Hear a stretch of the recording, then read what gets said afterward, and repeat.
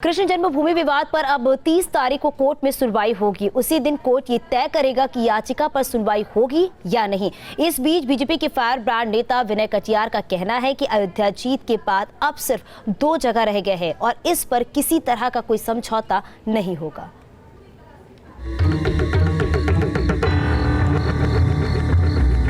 कृष्ण जन्मभूमि विवाद पर 30 सितंबर को होगी सुनवाई। ईदगाह हटाने की मांग की याचिका पर होगी सुनवाई।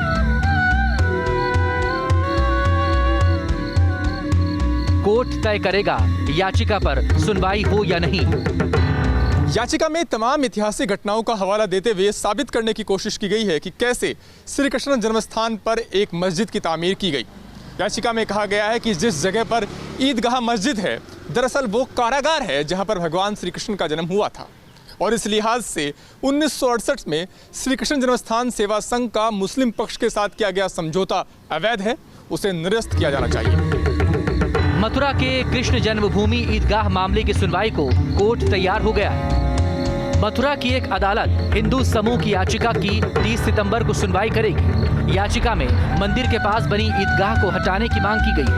मुकदमा दाखिल किया गया है, उसको माननीय न्यायालय ने 30 तारीख सुनवाई लगाया है कि बात पहुँचनी है अथवा नहीं है या आगे क्या होगा, उस पर 30 तारीख को सुनवाई होगी। अग्रिम सुनवाई हेतु अगली तिथि 30 सितंबर 2020 नियत की गई है।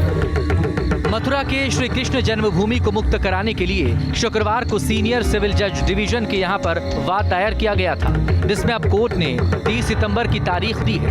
30 तारीख को कोर्ट ये डिसीजन करेगा कि वो दायर किए गए वाद को सुनेगा या खारिज कर देगा।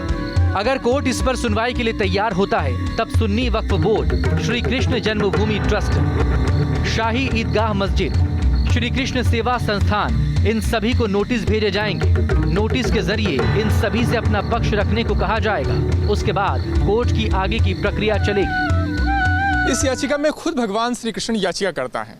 हालांकि कानून में देवता को न्यायिक व्यक्ति का दर्जा हासिल है, लेकिन उन्हें नाबालिग माना जाता है। लिहाजा उनकी तरफ से याचिका उनकी निकट सखा रजना अग्निहोत्री ने दाखिल की है।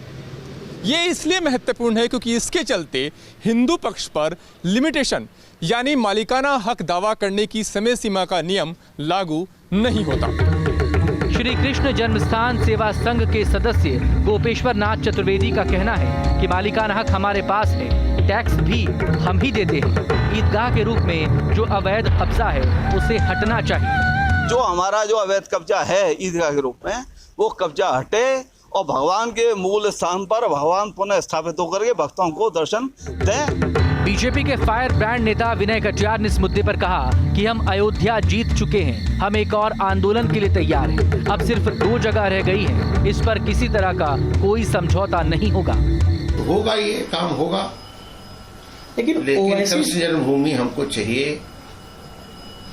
हमको बाबा विश्वनाथ का मंदिर चाहिए।